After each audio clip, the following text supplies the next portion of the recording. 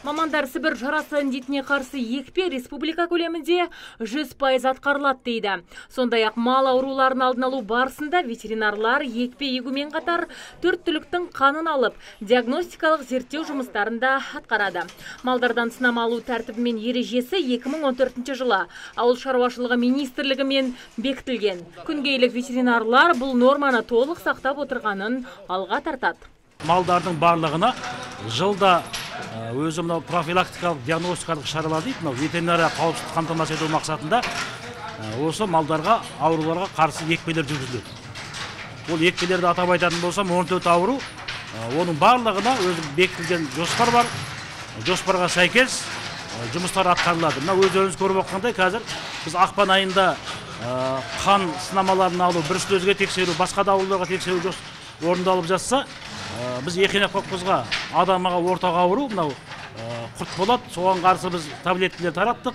Бұдан өзге бұйыл күнгейде эпизоотиялық шараны атқаруға мемлекеттік қазынадан 2 миллиард 419 миллион теңге көлемінде қаржы бөлінсе, оның басым бөлігі профилактикалық салаға бағытталған. Қалғаны дертке шалдыққан малдарды жоюға жұмсалады. Өткен жылы бізде 602 қара мал, 1081 бас ұсақ малдар анықталған.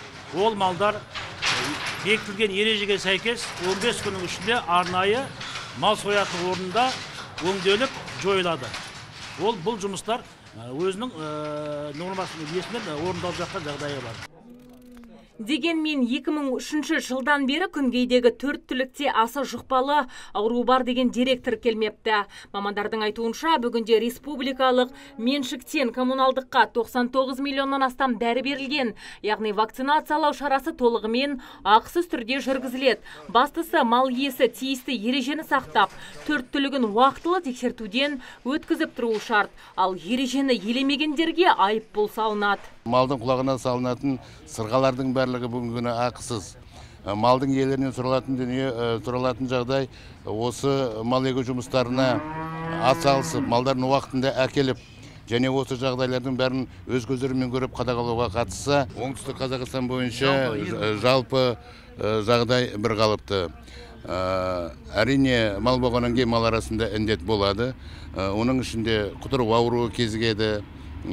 Бруцеллез ауруынан оң нәтиже көрсететін фактілер бар. Жалпы оңтүстік Қазақстан облысында өте көп мал шоғырлағандығымен ерекше. Оңтүстікте 15 ветеринариялық станция мен 195 ветпункт бар. Жалпы мұнда 1700-ден астам қызметкер мал басын егу жұмыстарын іске асыруда. Мамандардың сөзінше күнгей мал санының көптігімен ерекшеленеді. Есептерге жүгінсек, оңтүстікте 1 миллионнан астам ірі қара мал бар, ал қойдың саны 4,5 миллионнан асып жығылады. Азиза Мадияр, Антон Семенов, ТВК телеарнасының жаңалықтар қызметі.